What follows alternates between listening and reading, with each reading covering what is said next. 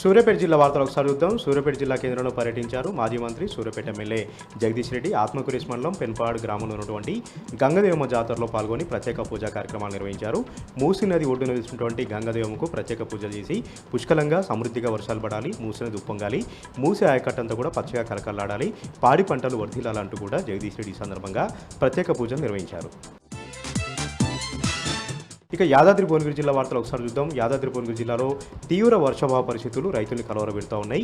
వేసినటువంటి విత్తనాలను కూడా మొలకలను కూడా ఎండిపోతూ ఉంటే రైతులు మనవేదన చెందుతూ ఉన్నారు. ఈ నేపథ్యంలోనే మోత్కూరు మండలం ఆరగూడెం గ్రామంలో వర్షాలు పడాలంటూ కప్పలకు వరుణదేవుడికి ప్రత్యేక పూజలు నిర్వహించి జాగిలాలాగా వరుణదేవుడికి వండిపెట్టినటువంటి నైవేద్యాన్ని తిని మహిళలు ప్రత్యేకంగా ప్రార్థనలు నిర్వహించారు, పూజలు నిర్వహించారు.